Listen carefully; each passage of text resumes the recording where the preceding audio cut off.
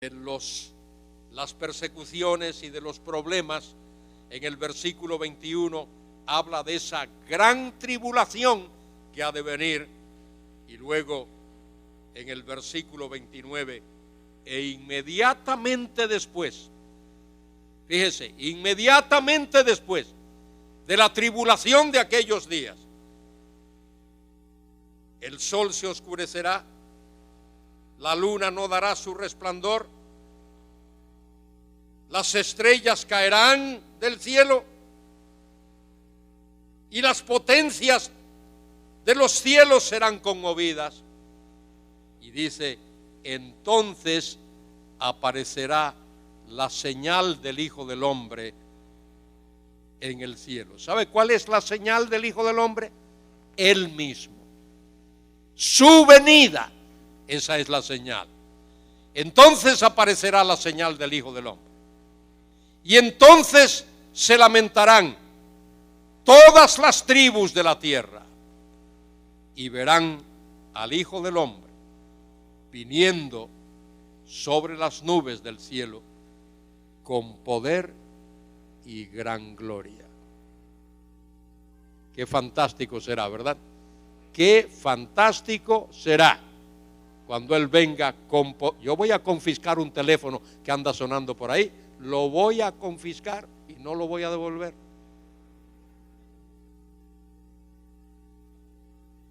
¿O no dijo el hermano que presidió aquí que por favor apagaran los móviles, que lo pusieran para que no suene? Porque estamos diciendo ahora mismo algo sumamente importante, suena eso y la gente se distrae. Esa es la cuestión. ¿Cómo es que somos tan irresponsables como creyentes? Y desobedientes como creyentes. En cosas pequeñas también lo somos en lo grande. Muy bien, lo dejo aquí.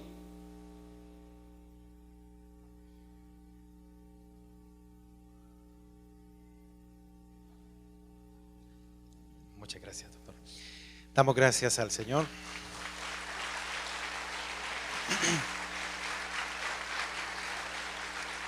Gracias, hermano. Damos gracias al Señor por la palabra que ha sido expuesta esta noche y vamos a pasar ahora al tiempo de preguntas y respuestas. Si usted tiene alguna consulta, alguna pregunta que hacerle al doctor Evis Carballosa, este es el momento para hacerlo. Les doy las instrucciones. Hay hermanos en ambos extremos del templo que tienen micrófonos inalámbricos. Si usted tiene una pregunta que hacer, por favor levante su mano, sostenga su mano en alto y se le va a hacer llegar un micrófono. Muchas gracias, doctor.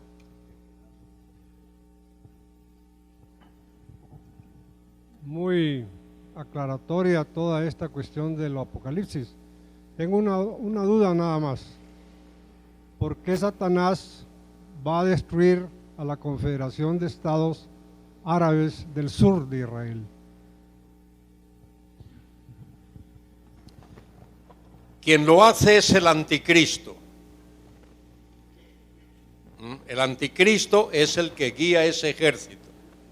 Y el anticristo lo hace precisamente para cumplir el propósito de Satanás, que es destruir a los demás poderíos de la tierra para erigirse él como solo y único Señor de la tierra. Ese ha sido el propósito de Satanás desde el principio, ser él el Señor de la tierra. Eso es lo que ocurre en el huerto del Edén. Cuando engaña a Eva y cuando cuando Adán deliberadamente come del fruto del árbol prohibido. En otras palabras, Satanás ha querido y quiere implantar un reino suyo en la tierra.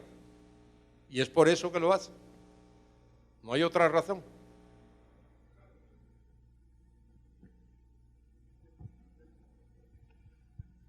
Doctor Carballosa, no sé si la pregunta está fuera del tema que tocó hoy en esta noche, pero Es básicamente sobre el tema de las resurrecciones. Se habla claramente y tenemos claramente entendido que en el arrebatamiento o en el rapto hay la resurrección de los muertos en Cristo, que es el cuerpo de la iglesia. Y se nos habla allá en Apocalipsis 19 sobre los que han muerto sin Cristo, que resucitarán 1000 años después para el juicio del gran trono blanco. ¿Qué sucede con los santos del Nuevo Testamento y con los santos de la gran tribulación? ¿En qué momento se da esa resurrección de ellos? Bueno, lo importante que debe entenderse es que la Biblia habla de una primera clase de resurrección y una segunda clase de resurrección.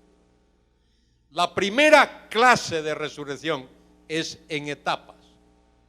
Pablo lo dice allí en 1 Corintios 15. Cristo, las primicias. Luego los que son de Cristo en su venida. Y luego el resto. De manera que la primera resurrección consta de la resurrección de Cristo, 1, la resurrección de la iglesia, de los santos en Cristo, 2, la resurrección de los santos del Antiguo Testamento, que eso tiene lugar al principio del milenio. Esto lo dice Daniel 12:3. Y luego los mártires de la tribulación. Esas son las diferentes etapas de la primera resurrección. Y luego la segunda clase de resurrección es la de el juicio del gran trono blanco. Creo que ese es el enfoque que debemos de dar. Buenas noches, doctor Caraballosa. 2 preguntas básicamente. 1, si actualmente existen los apóstoles y los profetas. Y la otra, ¿quiénes son testigos que habla la Biblia? Muy bien, la primera pregunta se la puedo contestar. ¿Hay apóstoles y profetas hoy? Sí, falsos, todos falsos. De manera que genuinos no hay ninguno. El que ande por ahí diciendo que es apóstol o es profeta es un engañador. No hay apóstol vivo genuino hoy. Lo dice Hechos 1:21, que para ser un apóstol del Señor genuino tenía que haber estado con el Señor desde el bautismo de Juan hasta la resurrección y la ascensión del Señor. Y los profetas desaparecen cuando el canon de las Escrituras es completado. De manera que eso queda resuelto. La segunda pregunta suya es un poquito más difícil de contestar porque hay que especular. Los 2 profetas hacen señales similares a las que hizo Moisés en Egipto y a la que hizo Elías en tiempos del rey Acab. Entonces, algunos especulan que esos 2 individuos serán Moisés y Elías. Honestamente, no sé. Y honestamente, no sé de nadie que de verdad sepa. Yo quisiera que hubiese alguien. Entonces, uno puede ser bueno, puede decir uno, bueno, podrían ser Moisés y Elías. ¿Vale? Muy bien. O podrían no ser Moisés y Elías.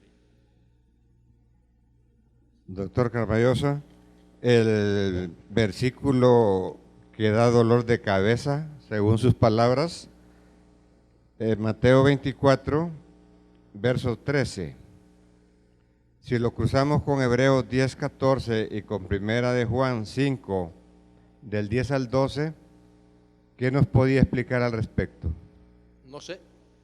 Yo no. ¿Se lo leo? No, mire, le digo que no sé porque para mí cada texto de la Biblia debe interpretarse en el sitio donde está.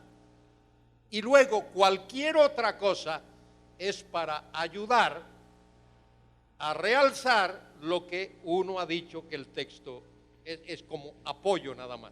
Léalo.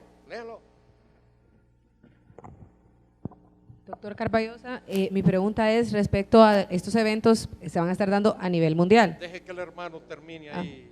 que no ha terminado. Gracias. Hebreos 10:14 dice, porque con una sola forma hizo perfectos para siempre a los santificados. Y San Juan, ¿Una sola qué dice? Ofrenda. porque con una sola ofrenda hizo perfecto la salvación a los santificados. Es decir, la salvación no se pierde. Muy bien, de acuerdo. Y con San Juan 5 del 10 al 12 dice, el que cree en el Hijo de Dios tiene el testimonio en sí mismo. El que no cree a Dios le ha hecho mentiroso, porque no ha creído en el testimonio que Dios ha dado acerca de su Hijo. Y el 11 dice, y este testimonio es el testimonio que Dios nos ha dado vida eterna, y esta vida está en el Hijo. El que tiene al Hijo tiene la vida y el que no tiene al Hijo de Dios no tiene la vida. Pero reitero lo que le dije, hermano, con todo mi cariño. Todo versículo de la Biblia hay que interpretarlo primero en el sitio donde el texto está. Y lo que dije es lo que reitero. Cuando dice allí, el que perseverare hasta el fin será salvo, hay que verlo dentro de su ambiente. Cristo está hablando de lo que ha de ocurrir durante ese periodo de la gran tribulación en relación con su segunda venida a la tierra. ¿Cuál es la pregunta de los discípulos? 24:3. Dinos, ¿cuándo serán estas cosas y qué señal habrá de tu venida y del fin del siglo? Tiene que ver con la venida del Señor. ¿A qué? A establecer su reino. ¿Entiendes? Entonces, el que perseverare hasta el fin es aquel que ha de permanecer vivo durante todo el periodo, hasta el final de la tribulación. Y como ha creído en el Señor y está vivo, va a entrar en el reino del Mesías. Esa es la cosa. Pero, sin el respeto, pero no está fuera de contexto. ¿qué cosa? El versículo 13 en relación con Hebreos 10:14 y con San Juan. Yo mañana le traigo la respuesta. No, pero es que fuera de contexto está porque está en otro libro de la Biblia.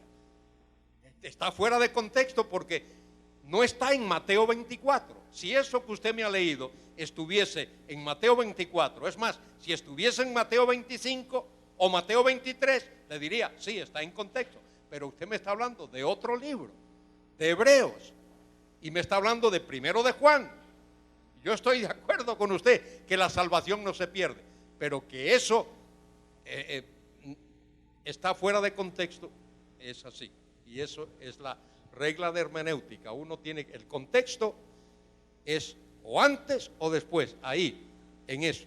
Ese es el contexto inmediato. Cualquier otra cosa es el contexto remoto. Pero no importa, hermano, estamos de acuerdo en que la salvación no se pierde y ahí no nos movemos. Doctor Carballesa, mi pregunta es respecto a, sabemos y entiendo, estoy clara yo que estos eventos van a ser a nivel mundial. Esos acontecimientos. Estos acontecimientos. No son eventos. Acontecimientos, ok. Entonces, ¿se van a ver de igual forma todos ellos en toda parte del mundo o van a ser más enfáticos tal vez en Israel por ser Israel? Mira, hermana, cuando personajes importantes como su santidad el Papa, llamado, viaja, todo el mundo lo ve. Acabamos de ver los Juegos Olímpicos de Londres. Usted vio seguramente aquí en Honduras. Yo que está muy cerca, bueno, vi algo de eso. Pero hoy con los medios de comunicación que hay, no es descabellado pensar que eso se puede ver simultáneamente